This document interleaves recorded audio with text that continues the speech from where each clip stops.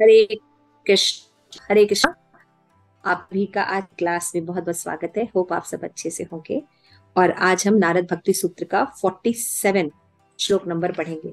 तो 47 पे जाने से पहले मैं आप लोगों से रिक्वेस्ट करूंगी कि सूत्र नंबर 46 में कोई एक पॉइंट आप लोग शेयर करें कि क्या पढ़ा था हमने। यस, अहेतु की सेवा माता जी।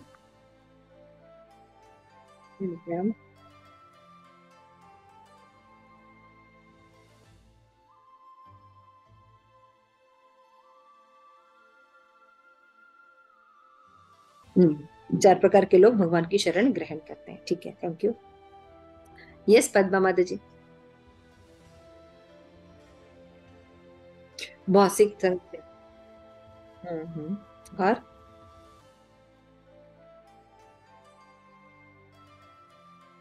ये क्यों करना है?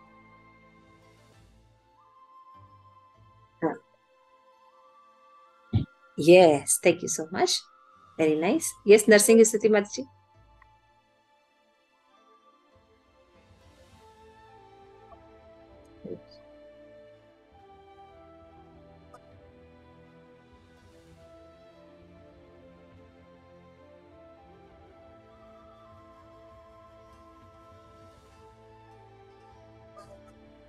Thank you, thank you so much.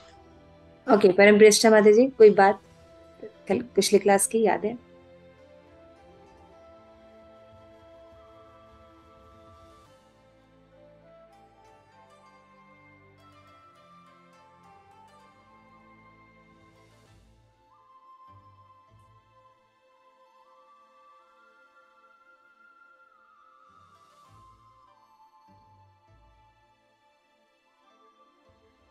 हम्म।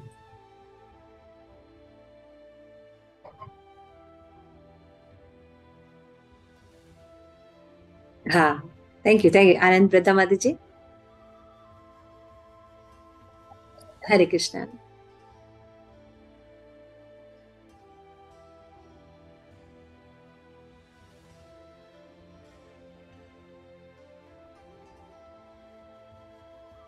हाँ, yes, thank you so much. Very important point कि अगर कोई हरे कृष्ण महामंत्र की चैंटिंग करेगा तो वो भगवत धाम जा सकता है। Okay, Golikeshwari, any point?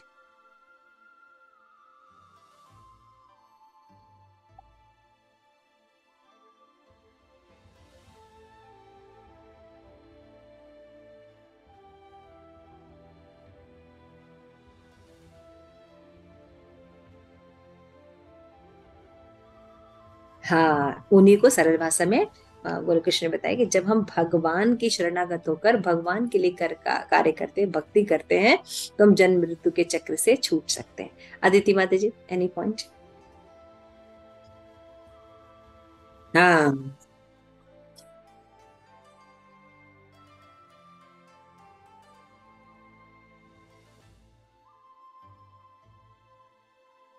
जुड़ी। हाँ, तो ममता का अर्थ मैंने समझाया था कि ममता का मतलब क्या होता है। जब हम शरीर से ममता करते हैं और शरीर से संबंधित लोगों से ममता करते हैं तो बंधन का कारण होता है ना। और जब हम यही ममता जो है आध्यात्मिक की तरफ कर देते हैं तो क्या हो जाता है, ये हमारे भगवत धाम का रास्ता खोल देता है।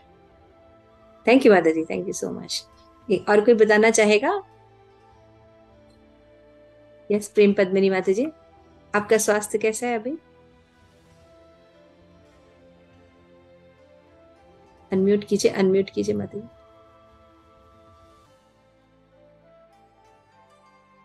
नहीं हो पा रहा है। हाँ, धन्यवाद माता जी। आपका स्वास्थ्य कैसा है माता जी? आपका स्वास्थ्य कैसा है?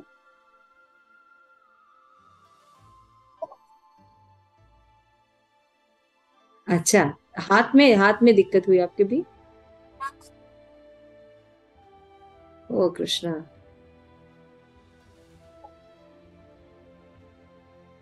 अच्छा, अच्छा।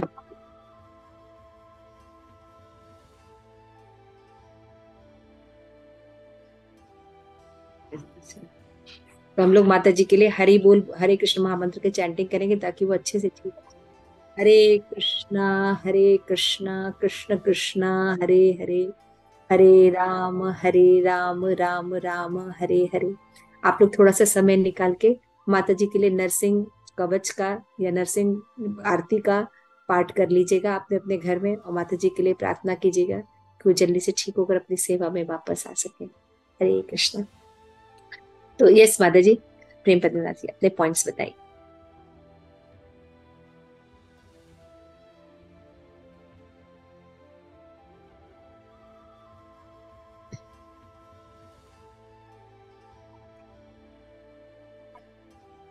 हाँ, बहुत सुंदर। कि हाँ, अगर हमारा मटेरियल जगत से आकर्षण है तो उसको कम कैसे करें। जब हम भगवान में आसक्ति करने लगते हैं, भगवान के प्रति प्रेम करने लगते हैं, भक्तों के प्रति प्रेम करने लगते हैं, तो अपने आप ये जो भौतिक जगत से संबंधित चीजें हैं ये हमारी कम हो जाती है। Thank you so much. So आगे बढ़ते हैं हम आज 47 श्लोक पर। सूत्र नंबर 47। यो विविक्त स्थानम सेवते योक लोक बंधन मूल मूलयन्ति निस्त्रय गुणयो भवति यो योगक्षेम त्यज्यति। यह विविक्त स्थानम सेवते यह लोक बंधनम उन्मूलन उन्मूलयन्ति। और फिर बता रहे निस्त्रय गुण भवति यह योग क्षेम। यह यानी जो, विविक्त यानी एकांत, स्थानम यानी स्थान, सेवते यानी सेवा करते हैं, यह यानी जो, लोक यानी लोक समाज का, बंधनम यानी बंधन, उन्मूलयंती यानी उन्मूलन करना, निरस्त्रय गुणा भौतिक प्रकृति के तीन गुणों। 47 47 श्लोक नंबर, ये 47 श्लोक है माता जी।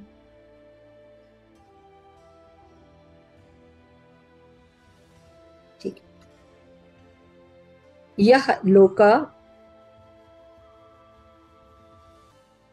हाँ, यह योगक्षेम त्यजंती, बता रहे हैं कि उन्मूलयंती यानी उन्मूलन, निस्त्रय गुणिया यानी भौतिक प्रकृति के तीनों गुणों के प्रभाव से मुक्त, भवती यानी बन जाता है, यह यानी जो, योग यानी लाभ, क्षेमम यानी रक्षण करता है, त्यजंती यानी त्याग देता है। अनुवाद, माया को कौन तर सकता है ना। हम सभी माया को पार जाना चाहते हैं, माया से पार जाना चाहते हैं, है ना। तो यहाँ पे बार बार नारद मुनि करे कि माया से कौन पार जा सकता है, वह व्यक्ति जो एकांतवास करता है। पहली बात क्या करता है, पहली बात एकांतवास करता है ना। तो ये पॉइंट सुंदर है। पहला पॉइंट क्या हुआ कि भैया जो व्यक्ति एकांतवास करता है। दूसरा पॉइंट क्या है, लौकिक समाज के प्रति अपनी आसक्ति का उन्मूलन करता है, यानी जो बहुत ज्यादा भौतिकतावादी लोग हैं उनसे वो ज्यादा संबंध नहीं रखता। दूसरा पॉइंट। तीसरा पॉइंट, वो व्यक्ति क्या करता है कि भौतिक प्रकृति के तीन गुणों के प्रभाव से मुक्त होता है, यानी उस पर तीन गुण, रजोगुण, तमोगुण और सतोगुण, ये ज्यादा प्रभाव नहीं डालते हैं। वो हर समय अपने शुद्ध भगवान की भक्ति यानी शुद्ध शतोगुण में स्थित रहता है। यानी रजोगुण बहुत आ गया, मान लीजिए घर में शादी आ गई, किसी की शादी आ गई, कोई पार्टी हो गया, कोई बहुत बड़ा फंक्शन हो गया, तब भी उसकी 16 माला जप और साधना होती है ना। रजोगुण बढ़ गया। तमोगुण बढ़ गया, यानी बहुत नींद आती है, आलस्य हो गया, बीमारी हो गई, उन्माद हो गया, शोक में चले गए, तब भी करता है, तब भी वो क्या करता है, वो 16 माला जप करना, है ना, भक्तों की जो भी अपना दैनिक कार्य है वो नहीं छोड़ता। ठीक है, समझ रहे मतलब। तो मैं आपको थोड़ा सा एक्सप्लेन करूँ, तीनों गुणों से निकलना क्या था। उसी तरह सत्वगुण, तो सत्वगुण अच्छा तो है लेकिन सत्वगुण भी बंधन का कारण है। तो सतोगुणी में व्यक्ति जो है वो स्वच्छ रहता है, ज्ञान में रहता है, प्रकाश रहती है, लेकिन उसको अपने ज्ञान का बहुत अभिमान रहता है, उसको अपने ज्ञान का बहुत अभिमान रहता है। दूसरा, वो बहुत कंफर्ट जोन में रहता है, वो अपने आप को भक्ति में आगे बढ़ाने के लिए कोई प्रयास नहीं करता। ये सब दोष है सतोगुणी के। तो क्या होता है, व्यक्ति जो है इसी में बना रहता है। लेकिन जब व्यक्ति सतोगुणी भी है, मान लीजिए उसके पास सारे साधन है, वो सब कर रहा है, लेकिन वो क्या करता है, भगवान की भक्ति के लिए अपने कंफर्ट जोन का त्याग कर देता है और भगवान की भक्ति करता है ना। जैसे अभी था, बीच में रिट्रीट था, है ना। तो रिट्रीट में आप सभी ने अपना कंफर्ट जोन छोड़ा, कितने काम होंगे, कितनी चीजें थी, कितना वो था, है ना। वहां पे सुख साधन तो था, लेकिन अपने घर जैसा तो नहीं होता है। तो व्यक्ति क्या करता है, त्याग करता है। और जब उसके लिए उच्च रस की प्राप्ति के लिए, तो क्या होता है, शुद्ध सत्व में स्थित रहता है। समझ गए। तो यानी उसके ऊपर तीनों गुणों का जो प्रभाव पड़ता है, तो सदैव भक्ति करता है, यानी उससे मुक्त रहता है। तथा भौतिक लाभ तथा संरक्षण की उत्कंठा को भी वो त्याग देता है। योगक्षेम, है ना। एक भगवान ने एक योगक्षेम बनाया है, और एक योगक्षेम मेटीरियल भी होता है। तो क्या होता है, इस उसकी उत्कंठा को वो त्याग देता है। तो यहाँ पे कितने पॉइंट्स बताए गए कि जो ये कर पाता है। अब पिछले श्लोक में भी पॉइंट्स बताए गए और इस श्लोक में प्राय बताए गए। पिछले श्लोक में बताया गया कि भौतिक संग का पहले तो त्याग करता है, फिर वो ममता रहित हो जाता है और भगवत भक्तों की संग करता है। फिर बता रहे हैं यहाँ पे कि भगवत भक्तों का संग करता है और एकांतवास करता है ना। और जो उसकी जो आसक्ति है इस समाज भौतिक समाज के प्रति, उसको धीरे धीरे वो कम करता है। और प्रकृति के जो तीन गुण हैं उनके प्रभाव उस पर नहीं पड़ता है। और भौतिक लाभ जो संरक्षण है, कि भौतिक लाभ यानी ये इससे ये मिल जाएगा, ये मिल जाएगा, या उससे जो भौतिक लोगों से संरक्षण है कि ये रहेगा तो मेरी रक्षा कर लेगा, हम बैंक बैलेंस कर लेंगे तो हमारी रक्षा कर लेगा, हमारे जो ये परिवार जन है ये हमारी रक्षा कर लेंगे, ऐसे उत्कंठा को वो त्याग देता है। तो ये व्यक्ति जो क्या कर सकते हैं, ये लक्षण वाले व्यक्ति माया को पार कर सकते हैं। क्लियर हो गया। इसमें कितने पॉइंट्स बताए गए, एकांतवास करता है। अब दूसरा पॉइंट बताया गया कि समाज के प्रति, लौकिक समाज यानी भौतिक समाज के प्रति वो क्या रहता है, आसक्ति, हाँ, हटा देता है। तीसरा क्या बताया गया है, और हाँ, तीनों गुणों का उसको कोई प्रभाव नहीं पड़ता है। चौथा पॉइंट क्या बताया हमने, हाँ, और उसके जो भौतिक लाभ होगा या भौतिक लोग उसको संरक्षण प्रदान करेंगे, उसके अंदर ये जो क्यूरियोसिटी रहती है, इसका वो त्याग कर लेता है। तो ये चार बातें जब कोई व्यक्ति और करता है, तो वो माया में तर सकता है। आइए इसको अच्छे अच्छे से समझते हैं। कोई भौतिक लाभ, और जैसे कि हम ये कर लेंगे, मान लीजिए कोई व्यक्ति नौकरी करता है, अब ओवर टाइम भी करेगा, और उसका जो मुख्य, जैसे कि मान लीजिए उसको जन्माष्टमी में जाना था या सेवा कर रही थी, वो नहीं करेगा। भौतिक लाभ के लिए क्या कर रहा है, अननेसेसरी और वर्क करता है। और भौतिक संरक्षण, ये हम किसी के प्रति टाइम क्यों देते हैं, हमको लगता है ये व्यक्ति जो है हमारी मदद करेगा। ये हमें मदद करेगा, ये दुख पड़ेगा तो ये मदद करेगा, इसलिए उसके ऊपर टाइम देते हैं। और भगवत भक्ति नहीं करते, माला नहीं करते हैं, है ना, ऐसा होता है ना। तो उस उत्कंठा को वो त्याग करता है कि जो होगा देखा जाएगा, पहले हम अपनी माला करेंगे, हम अपना भगवत जो अपना पढ़ाई है वो करेंगे। जैसे आप सब देखिए रिट्रीट से आए, कितने थके हैं, लेकिन सबने क्लास अटेंड की। तो थैंक यू सो मच। तो भौतिक उत्कंठा का त्याग कर देने वाला जो व्यक्ति रहता है, वही माया से तर सकता है। आइए तात्पर्य पढ़ते हैं, पद्मा माता जी पढ़िए।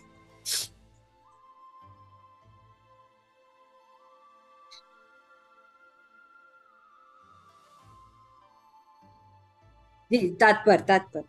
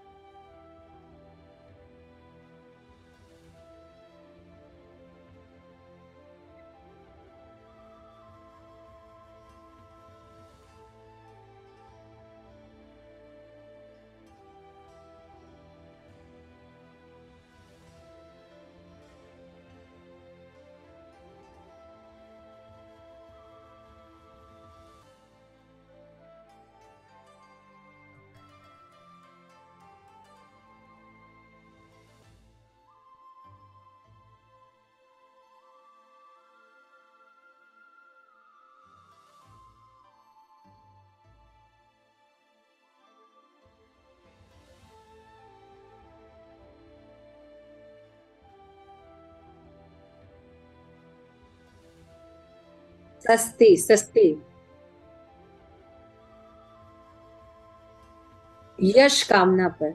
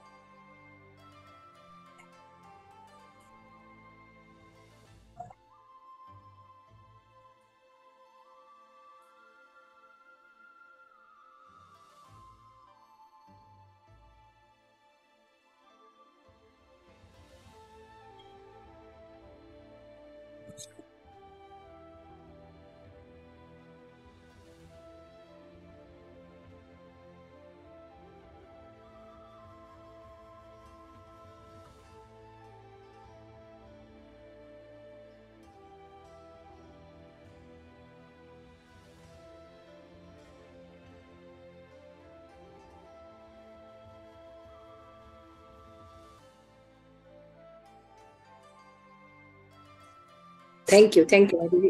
थैंक यू माता जी। यस आदित्य माता जी, पढ़ेंगे इससे आगे, बुक है जी।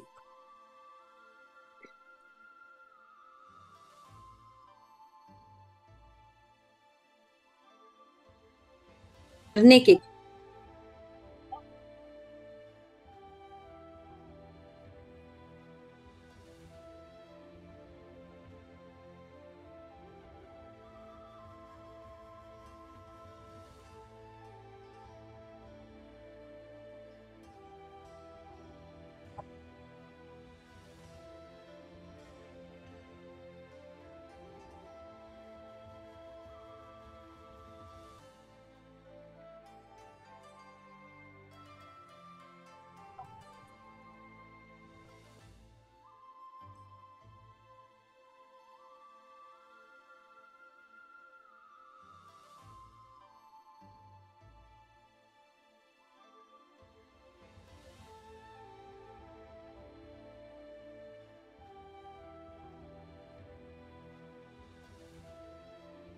हम्म।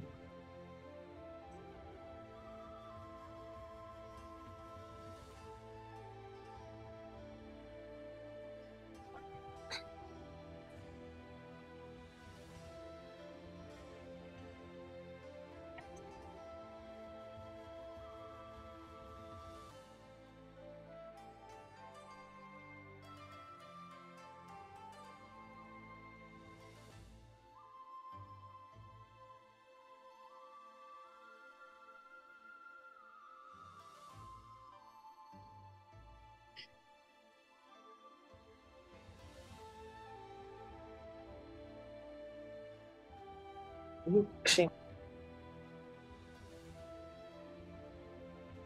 22।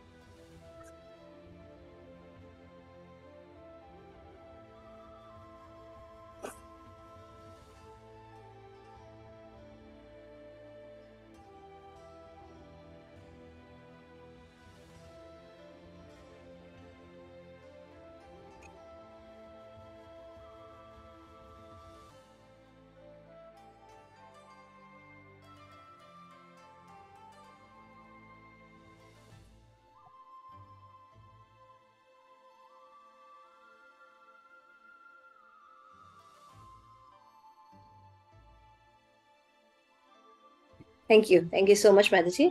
तो यहाँ पे देखिए काफी इंपॉर्टेंट चीज बताई गई है। नारद मुनि बताते हैं कि अगर हमें अपने माया से उतरना है तो क्या करना पड़ेगा, एकांतवास करना पड़ेगा। भौतिक जो लौकिक हमारी आसक्ति है उनका उन्मूलन करना पड़ेगा, है ना। जो आसक्तियां हमारी हैं भौतिक जगत की, उनको हमको धीरे धीरे कम करना पड़ेगा। और तीसरा बताया था कि हमें किसी भी अवस्था में प्रकृति के गुणों से प्रभावित नहीं होना है, तीनों गुण से प्रभावित नहीं होना है। और लास्ट में बोलते हैं चौथा पद कि भौतिक लाभ प्राप्त करने के लिए या भौतिक चीजों का संरक्षण प्राप्त करने के लिए भक्त जो है वो ललाहित नहीं रहता। ये चार चीजें एक व्यक्ति करेगा तो माया से निकल सकता है। तो श्री नारद मुनि ने बोलता है कि हमें एकांत वास करना चाहिए। इसका क्या मतलब होना चाहिए, हमें सब कुछ छोड़कर वृंदावन या हरिद्वार चले जाना चाहिए। हाँ Prem Padmini.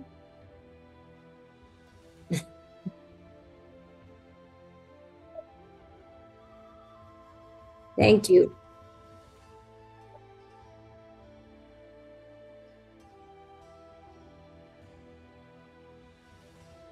Thank you. Thank you माता ji, thank you so much. तो ले आप लोग मायावादियों की तरह एकांतवास मत करिएगा। चलो बहुत दुख है, घर में बहुत दुख है, इधर बहुत दुख है, मंदिर में बहुत दुख है, सब कुछ छोड़ेंगे, वृंदावन में डोलेंगे और गिरिराज जी की गोल परिक्रमा लगाएंगे, है ना। तो इस एकांतवास की बात नहीं कर रहे हैं, यहाँ पे परामर्श देते हैं कि हमें क्या करना चाहिए। एकांतवास का मतलब होता है कि जब भगवान के भक्तों के संग रहकर भगवान की सेवा करते हैं अनुकूल, तो वो एकांतवास हम कर रहे हैं। तो यहाँ पे बताया कि कई जगह एकांतवास को, इसी एकांतवास को बताया। अब ये हो सकता है कि भाई प्रभुपाद कह रहे हैं या उनके शिष्य कह रहे हैं, तो हो सकता है एकांतवास का अपने मन से मीनिंग बता रहे हैं। नहीं, यही मीनिंग कहाँ कहाँ बताई गई है, तो शास्त्र प्रमाण दे रहे हैं। कि एक बताया गया है कि भगवत गीता के 6.10 में भी बताया गया है, रहसी इसी एकांकी, उसमें यही बताया गया है ना। फिर उसके बाद बताया गया है भगवत गीता में 13.11 में, 18वें अध्याय में भी, है ना। और 18.52 में भी बताया गया है कि भक्त को ज्यादातर एकांतवास करना चाहिए। एकांत मतलब भक्तों का संग करना चाहिए, भक्ति करनी चाहिए, ज्यादा मटेरियल चीजों में नहीं लगना चाहिए। फिर सेकेंड पैराग्राफ में बता रहे हैं, लेकिन अगर कोई नया नया भक्ति में आया है, बहुत ज्यादा एलिवेटेड नहीं है, तो एकांतवास नहीं करना चाहिए। उसको उसको अगर वो एकांतवास करेगा तो क्या हो जाएगा, उसका फॉल डाउन हो जाएगा।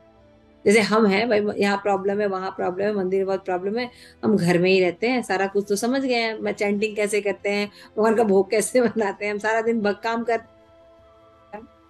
ठीक है, आनंद का सही चलेगा एकांतवास। नहीं, न नव दीक्षित लोगों को तो बिल्कुल एकांतवास नहीं करना चाहिए, उनको मंदिर जाना चाहिए, भक्तों का संग करना चाहिए, तब होगा। क्योंकि यहाँ पे बताते हैं कि भक्ति सिद्धांत सरस्वती ठाकुर क्या कह रहे हैं, अपरिपक्व अवस्था में एकांतवास पर जबकि इच्छा करने वाले भक्तों की भर्त्सना करते हैं। भक्ति सिद्धांत पर कहते हैं कि ये एकांतवास नहीं हुआ, ये हुआ कि हम बिना एसोसिएशन में रहकर अपने मन के अनुसार चैंटिंग करते हैं, एकांतवास करते हैं। नए नए भक्त आएंगे, हाँ भाई हमें क्या कहते हैं, माला करनी है। कैसे माला करनी है, हाँ माला करनी है, हम किसी का संग नहीं करेंगे, हम अकेले घर में बैठ के कर लेंगे। अकेले घर में कैसे माला हो रही है, रजाई के अंदर। कितनी माला हो रही है, बिना नहाए माला हो रही है ना। तो भक्तों के संग में रहेंगे तब तो भक्त बोलेंगे ऐसे मत करिए, ऐसे करिए, ऐसे ज्यादा लाभ होगा। तो इस तरह से एक जो नए लोग लोग रहते हैं उनको नहीं पता कि शुद्ध माला कैसे करनी चाहिए, शुद्ध हरिनाम कैसे लेना चाहिए, अपराध से बचते हुए माला कैसे करनी चाहिए, ये सब नहीं पता होने के कारण अपरिपक्व अवस्था में रहते हैं, इसलिए उनको कभी भी एकांतवास नहीं करना चाहिए। फिर थर्ड पैराग्राफ में बताया कि गीता में भी एकांतवास में बताया गया कि भाई जो भक्त बन जाते हैं, योगी हो जाते हैं, ज्ञानी हो जाते हैं, वो लोग क्या कहते हैं, भारतवर्ष में रहते हैं तो क्या चले जाते हैं, हाँ, तीर्थ स्थानों पे चले जाते हैं, वृंदावन, मथुरा, ऋषिकेश, यहाँ पे चले जाते हैं, है ना। तो कृष्ण भक्त पावन तीर्थ यानी मथुरा में जाते हैं, यानी वृंदावन जाते हैं। रूप गोस्वामी ने भी बताया है कि मथुरा मंडल में हमें वास करना चाहिए, है ना। और चैतन्य चरितमृत में बताया गया है, नाम साधु संग, नाम संकीर्तन, भागवत सवन, मथुरावास, श्री मूर्ते श्रद्धाए सेवन, सकल साधन क्षेत्र यही पंचेर अंग, कृष्ण प्रेम उपजाए यही पंचेर अल्प संग। बताया क्या है, रूप गोस्वामी ने भक्ति रसामृत में जो 64 आइटम्स बताए, भैया 64 तो बहुत ज्यादा है, ऐसे अच्छा है इसको शॉर्ट कर देते हैं, 5 अगर आप कर लीजिए तो भी आपको शुद्धता प्राप्त हो जाएगी, है ना। तो 5 बता दिया ये कि साधु संग, नाम संकीर्तन, भागवत श्रवण, मथुरावास यानी धाम जाना चाहिए, भक्तों के संग धाम जाना चाहिए, मथुरावास। फिर श्री मूर्ते श्रद्धा, जो अर्चा विग्रह है उनकी श्रद्धा पूर्वक सेवा करने से व्यक्ति जो है वो माया से तर जाएगा। तो यानी ये जो नारद मुनि ने पुष्टि की है, यही हमारे आचार्यों ने पुष्टि की है, यही चैतन्य महाप्रभु ने जो साक्षात कृष्ण है उन्होंने भी इसी बात की पुष्टि की है। तो पहला है एकांतवास। तो एकांतवास का मतलब क्लियर हुआ? प्लीज अपना हाथ उठा के बताइए, एकांतवास मतलब कि हमें भगवत भक्तों का संग करना है, उनके संग में भक्ति करनी है। दूसरा पॉइंट है कि लौकिक समाज के प्रति आसक्ति का उन्मूलन करना चाहिए।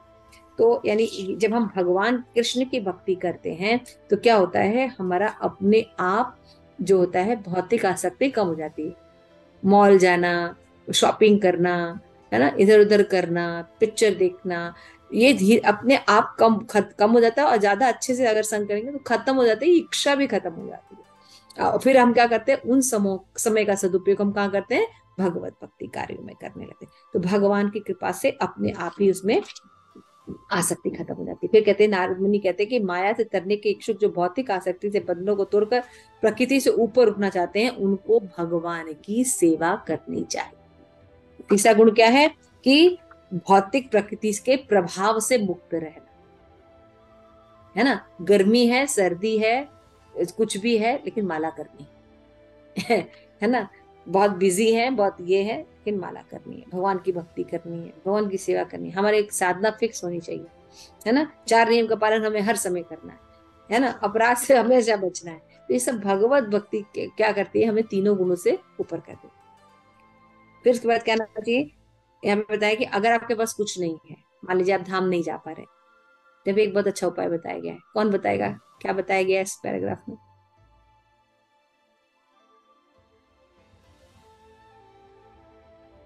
देखिए तो क्या बताया गया है।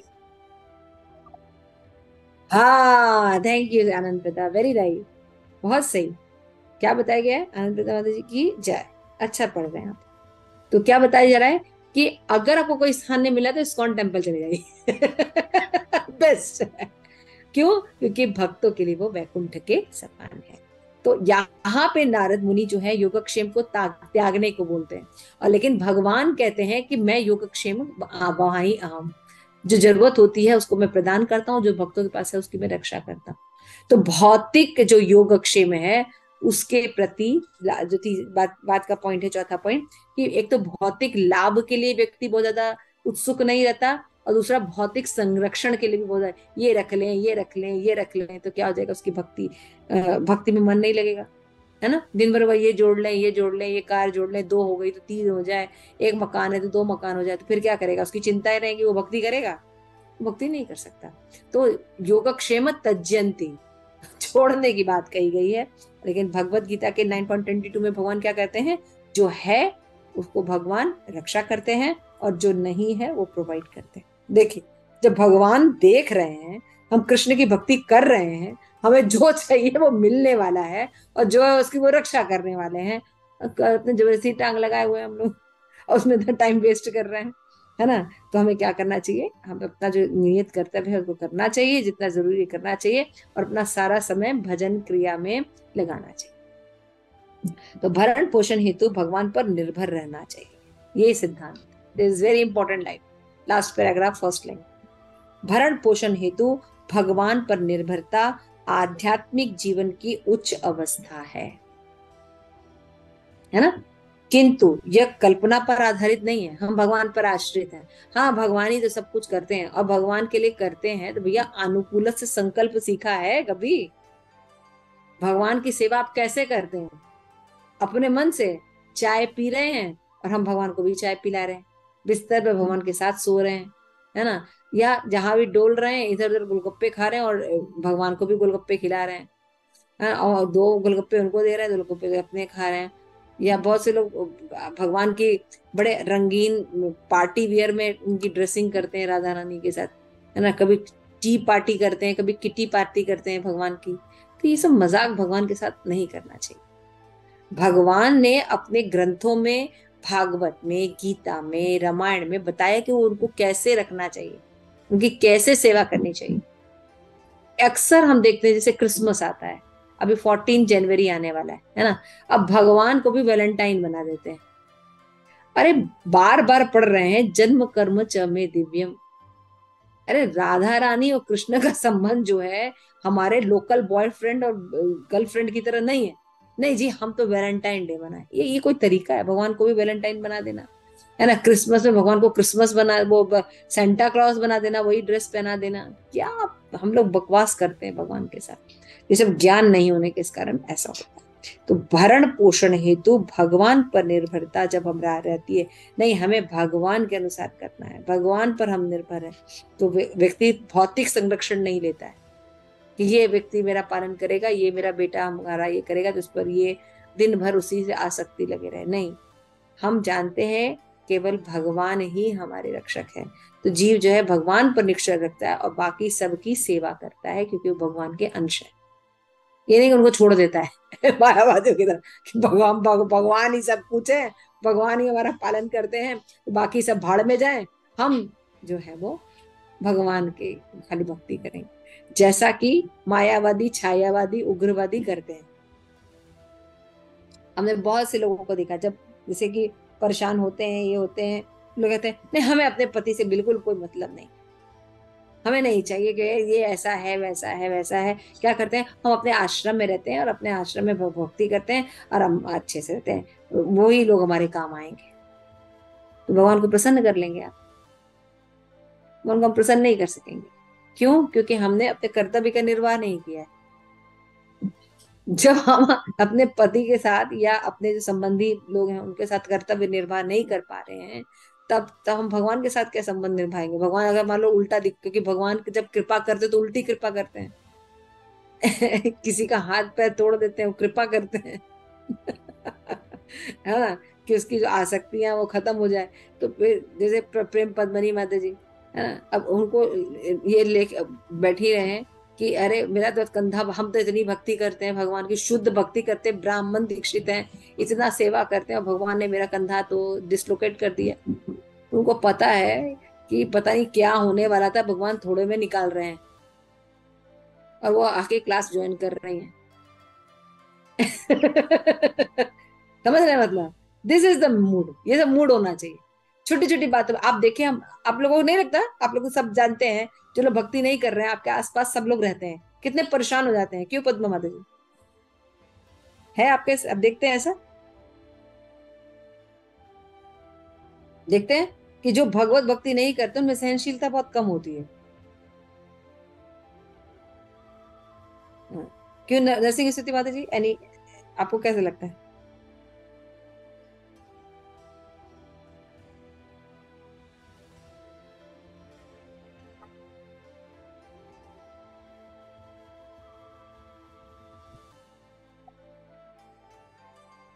हाँ, थोड़ा सा हमें दुख लगता है, हो सकता है मानसिक थोड़ा वो भी है, तो हम क्या करते हैं, भगवत भक्तों का संग करते हैं, अपने काउंसलर के पास जाते हैं, या उस वक्त कहते हैं कि हम थोड़ा सा ठीक हो जाए। हम उन परिस्थितियों से लड़ते हैं कि जाके हम उनसे बाहर निकलें और जाके हम अपने जो अपनी डेली दिनचर्या है या साधु संग लेके थोड़ा उत्साही हो सके। क्यों प्रेम पद्मिनी माता जी? नहीं,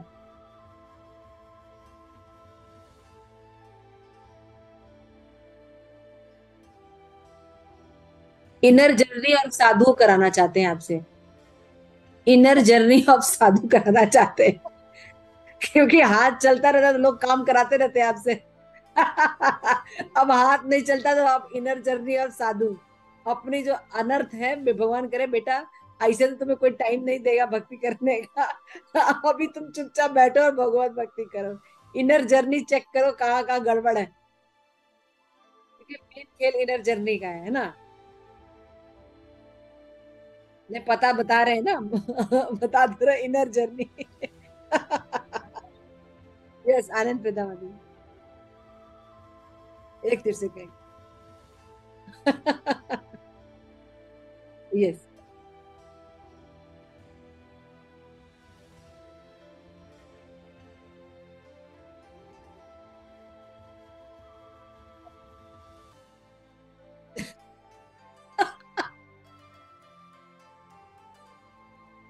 हाँ हाँ, एक्चुअली सोचने में हमारा क्या होता है ना, हम देहात्म बुद्धि में सोचते हैं। अगर हमारा भौतिक लाभ नहीं होता है या भौतिक जीवन में प्रॉब्लम होती है तो हम सोचते हैं हमारा लॉस हो। नहीं, लेकिन भक्त लोग क्या देखते हैं कि इससे आध्यात्मिक लाभ मिल रहा है। जैसे अगर मान लीजिए किसी व्यक्ति के प्रति, कोई व्यक्ति आपसे बहुत द्वेष करता है, कोई परिवारजन है या कोई है, आपको उल्टा सीधा बोलते हैं या आपको धोखा दिया है या कुछ भी किया है, तो उसे कितना द्वेष करते हैं।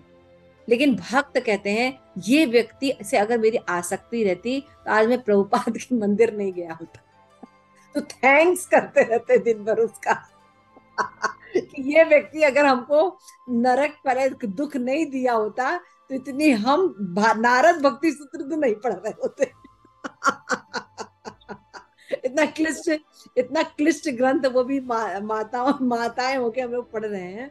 अब यकीन मानिए शायद ही कोई इस ग्रंथ को पूरा इस तरह से एक एक श्लोका पढ़ के समझ रहा है। पढ़ते भी जो दो चार श्लोका पढ़ लेते हैं। हाँ, गोकुलेश्वरी बेचारी वे भी नारद भक्ति सूत्र पढ़ रही है। हाँ। हाँ, तो हम क्या करते हैं, अदिति माता जी कुछ कह रहे थे आप? समझ पा रहे हैं ना, समझ तो यानी जो भक्त होता है, जो व्यक्ति सबसे ज्यादा दुख देता है उसको दिन भर उसको कृतज्ञता व्यक्त करता है, भैया ये व्यक्ति अगर मेरे जीवन नहीं होता तो आज मैं भगवत भक्ति नहीं कर रही होती, आसक्त रहती कहीं ना कहीं। तो this is the mood. Thank you so much आप सभी का। तो आज अभी इसको कंप्लीट कर लेते हैं। तो लास्ट क्या है, योगक्षेम त्यजति। कौन सा योगक्षेम? भौतिक जगत का। क्यों? क्योंकि उसको ऐसा नहीं कि कोई किसी चीज का आश्रय नहीं चाहिए, उसको भगवान का परम आश्रय मिल गया, ग्रेटर आश्रय मिल गया, अच्छा आश्रय मिल गया है, इसलिए वो निकृष्ट आश्रय जो कि आश्रय है ही नहीं उनको त्याग देता है। ये मूड है। और क्या करता है, उसको जब आश्रय मिल जाता है किसी भी विकल्प में, भले ही कोई निर्धन ब्राह्मण हो, सन्यासी हो, व्यवसायी हो, किसी भी धार्मिक संस्था का संस्थापक हो, उसे भगवान को ही यथार्थ पालन करता समझना चाहिए। ये पॉइंट बहुत इंपॉर्टेंट। कोई भी क्षेत्र का व्यक्ति हो, ऐसा नहीं कि केवल भक्त को ऐसा सोचना है। क्यों परम प्रेष्ठा माता जी? हरे कृष्णा, परम प्रेष्ठा माता जी की जय। आवाज आ रही है माता जी? माता जी को आवाज नहीं आ रही है? ठीक है। पालन करता जो है भगवान है, ये समझना चाहिए। लास्ट लाइन है, यदि हम कृष्ण की सेवा में संलग्न रह के तथा अनावश्यक मांगों की सृष्टि न करें, सादा जीवन और उच्च विचार पर रखें, तो क्या हो जाएगा, हम निर्वाह की चिंताओं को कम कर सकते हैं और नारद मुनि जरा ने जो कहा है कि योगक्षेम त्यजति के मर्म को भी समझ जाए।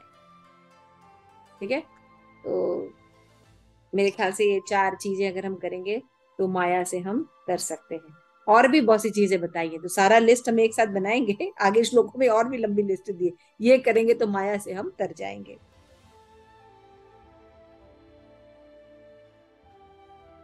हाँ, तो उसमें भौतिक हाँ,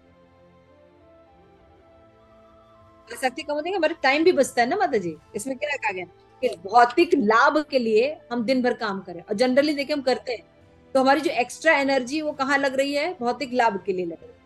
तो अगर जब हम भौतिक लाभ की चाहिए ही नहीं, हमें उसकी उत्कंठा नहीं रहती है बहुत ज्यादा, तो क्या करेंगे, वो एनर्जी सेव करके कहाँ लगाएंगे, हम एक रिट्रीट कराएंगे। जब तक हम रिट्रीट करके रोकेंगे, भौतिक लालसा वाले लोग भौतिक लालसा में घुस जाते हैं, और हम रिट्रीट करके आके अपने आप को स्वस्थ कर लेते हैं, साधु सेवा भी लगा पाएंगे, एनर्जी बचती है, हमारे खुद की मानसिक जितना है चेतना भी दूषित नहीं होती फालतू की, है ना। तो थैंक यू सो मच। अभी किसी का और प्रश्न है या कुछ समझना है तो हम एक बार रिवाइज कर दे रहे हैं। तो नारद मुनि ने और पॉइंट्स जोड़े हैं कि माया से कौन सा व्यक्ति तर सकता है। सबसे पहले कि एकांतवास करिए, यानी भक्तों का संग कीजिए। दूसरा है कि भैया लौकिक जो समाज है उसमें हमें बहुत ज्यादा आसक्ति नहीं रखनी चाहिए, भगवान में आसक्ति रखनी चाहिए। फिर बताया है कि जब हम भगवान में आसक्ति रखते हैं तो बाकियों को छोड़ते नहीं है, जैसे मैंने आपको कहा कि संस्था में चले जाएंगे, बहुत दुख है, हमारा पति बहुत दुखी देता है, हमारी सास बहुत दुखी देती है, हम संस्था में जाए, हमें किसी से कोई मतलब नहीं, ना किसी की कोई अपेक्षा है, बेटा तो बिल्कुल ही नालायक है ना। लेकिन हम क्या कहते हैं, नहीं, हम भगवान में आसक्ति रखते हैं और बाकी सबकी सेवा जितना हो सकता है करते हैं, जब समय आता है तब त्यागते हैं। ये होता है कि सबका अपना कर्तव्य निर्वाह दिया, अब उसके बाद उसको त्यागते हैं। फिर उसके बाद क्या करते हैं, सदैव भौतिक प्रकृति के प्रभाव से मुक्त रहते हैं, क्योंकि हम भगवत भक्ति कर रहे हैं। और लास्ट में बोलते हैं कि भौतिक लाभ और संरक्षण के प्रति बहुत ज्यादा उत्कंठा नहीं होती। धीरे धीरे जब हम आध्यात्मिक करते हैं तो ये भौतिक उत्कंठा जो है वो नष्ट। वो सुंदर श्लोक है, इसका हम ध्यान मनन कर सकते हैं। हम लोग जब अभी नारद कुंड पर बैठ के जप कर रहे थे रिट्रीट में, तो हमने इन लोगों से पूछा कि अच्छा बताइए, हमने नारद भक्ति सूत्र पढ़ा है, पिछला सूत्र में क्या बोला गया था। तो परम प्रेष्ठा माता जी कहती, माता जी यहाँ तो छोड़ दीजिए। फिर आनंद प्रसाद माता जी कहती है, माता जी हमको डांस कर लेने दीजिए, छोड़ दीजिए। तो हम कहते नहीं छोड़ सकते, आप नारद कुंड में आई हैं और हम नारद कुंड में आके नारद भक्ति सूत्र पढ़ रहे हैं, अब पिछला यही याद है।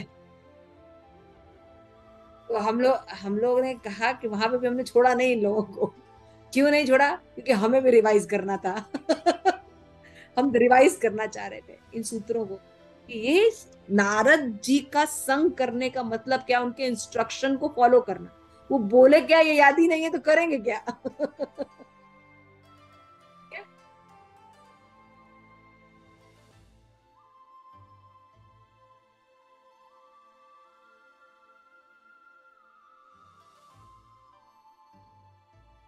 कितना सिंपल है, देखिए मैं आपसे यही कह रही हूँ। आप वैष्णव को, हाँ, आप किसी से भी पूछिए भारत नारद भक्ति सूत्र, कहेगा नारद भक्ति सूत्र इसको आता है, अरे दो चार श्लोक पढ़ना ठीक है, वो ज्यादा नहीं, वो उसको ज्यादा नहीं पढ़ना चाहिए। जबकि आप पढ़ के देखिए, देखिए नारद भक्ति सूत्र कितना सुंदर है ना। कैसे छोड़ सकते हैं, भक्ति के साधन कौन से हैं, शुद्ध भक्ति होती क्या है, कर्म मिश्रित, है ना, ज्ञान मिश्रित भक्ति, इतना सुंदर पहले समझाया है कि मिश्रित भक्ति क्या क्या होती है, शुद्ध भक्ति क्या होती है, लक्षण क्या है, लक्षणों के साथ बताया।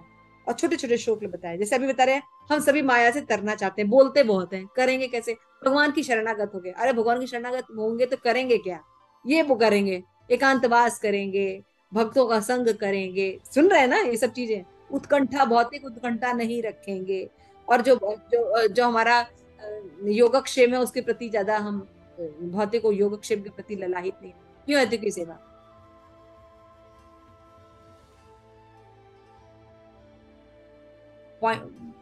अनम्यूट कीजिए, अतिथि की सेवा।